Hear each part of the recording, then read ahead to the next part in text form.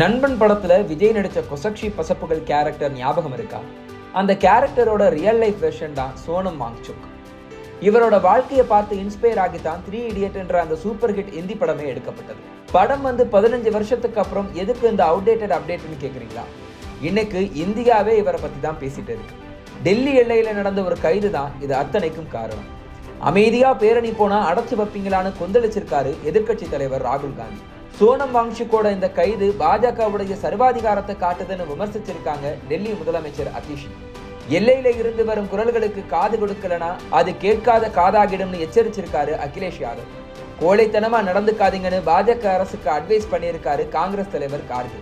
யார் இந்த சோனம் வாங்சுக்? அவரை கைது செய்தது ஏன்? அவரோட கைதுக்கு அரசியல் தலைவர்கள் ஏன் கொந்தளிக்கிறாங்கன்னு கேள்விக்கு மேல கேள்வி எழுதா. இன்னைக்கு பைக்ல லாங் டிரைவ் போற டிராவல் விளாகர்ஸ் மூலமா நாம பாக்குற லடாக் உண்மையான லடாக் கிடையாது.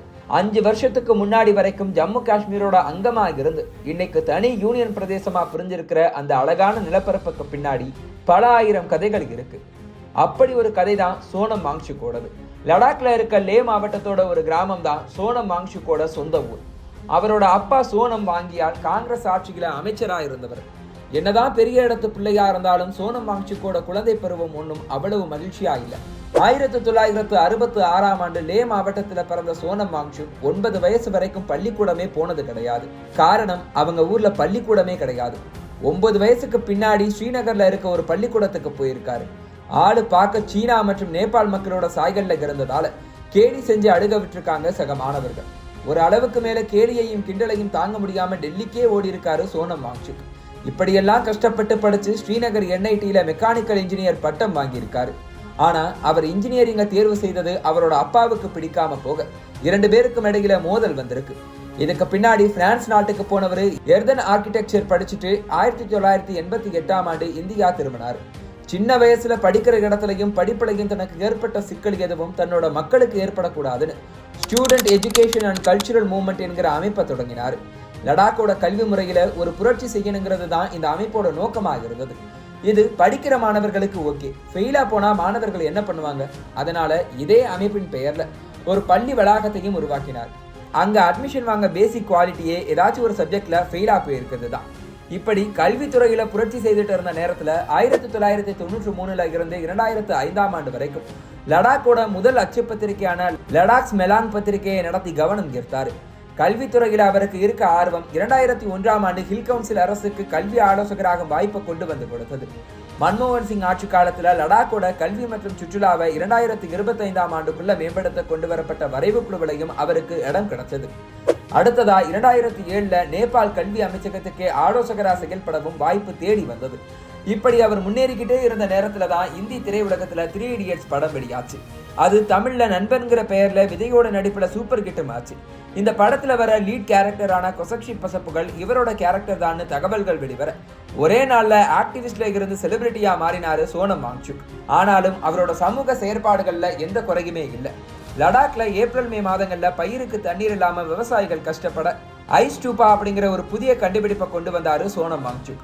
செயற்கையாக கூம்பு வடிவத்துல ஒரு பனிப்பாறையை உருவாக்கி வச்சு கோடை காலத்துல அது உருகும் போது தண்ணீர் கிடைக்கும். இவரோட இந்த கண்டுபிடிப்பு லடாக்ல நல்லா கை கொடுக்க சுவிட்சர்லாந்து அரசு எங்களுக்கும் செய்து கொடுங்கன்னு அவங்க நாட்டுக்கே அழைச்சிட்டு போச்சு. அடுத்ததா லடாக் மக்களோட வாழ்க்கை தரத்தை மாற்றவும் சுற்றுலா வரவங்களுக்கு புது அனுபவம் கிடைக்கவும் ஃபார்ம் ஸ்டேஸ்னு புது திட்டத்தை அறிமுகப்படுத்தினாரு. இதனால சுற்றுலா போறவங்க எல்லாம் லடாக் மக்களோட வீடுகள்ல தங்கி அவங்களோட வாழ்க்கையை புரிஞ்சுக்க வழி கிடைச்சது. அடுத்ததா லடாக், சிக்கிம், நேபாள் போன்ற இமாலய மலை பிரதேசங்கள்ல கட்டுமான பணிகளால ஏற்படும் சிக்கல்களை தவிர்க்க களிமண் கட்டுமானங்களை ஊக்குவிச்சாரு. அவருடைய student education and cultural movement இப்படிப்பட்ட கட்டுமானத்திற்காக விருதே வாங்கி இருக்கு. இது போக கடுமையான சுற்றுச்சூழல்ல வேலை செய்யும் ராணுவ வீரர்களுக்காக ஒரு சோலார் டென்ட்டையும் கண்டுபிடிச்சு கொடுத்தாரு சோனம் வாங்சுக். அறிவியல், சுற்றுச்சூழல், கல்வி, விஞ்ஞானம்னு தன்னோட கனவுகளை எல்லாம் நிறைவேற்ற மாணவர்களோட சேர்ந்து நியூ லடாக் மூவ்மெண்ட்னு ஒரு இயக்கத்தையும் தொடங்கினார்.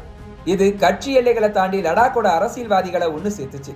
இப்படி அவர் ஒரு பக்கம் போயிட்டு இருக்க 2019ல ஜம்மு காஷ்மீரோட சிறப்பு அந்தஸ்து நீக்கி லடாக்க தனி யூனியன் பிரதேசமா பிரிச்சது மத்திய பாஜக அரசு. ஏற்கனவே லடாக் வாசிகள் சுயாட்சி அதிகாரம் கேட்டுட்டு இருந்ததால கேட்காமலேயே கிடைச்ச இந்த சலுகை வரப்பிரசாதமாக இருந்தது. 2019லயே லடாக்க அரசியல் அமைப்பின் 6வது பட்டியலின் கீழ் பட்டியலின பகுதியை அறிவிக்க பழங்குடியின அமைச்சகத்துக்கு கடிதம் எழுதினாரு சோனம் வாங்சுக். ஆனா எந்த பதிலும் இல்லை. இதே கோரிக்கையை வலியுறுத்தி அதே ஆண்டு மாணவர்களும் போராட்டத்துல குதிச்சாங்க. இந்த போராட்டத்துல லே ஏபெக்ஸ் பாடி மற்றும் கார்கில் டெமோக்ராட்டிக் அலையன்ஸ் கட்சிகளும் கலந்துக்குச்சு. கடந்த 4 ஆண்டுகளா லடாக்குக்கு மாநில அந்தஸ்து கேட்டு இந்த அமைப்புகள் தான் தொடர் போராட்டங்களை முன்னெடுத்துட்டு இருக்காங்க.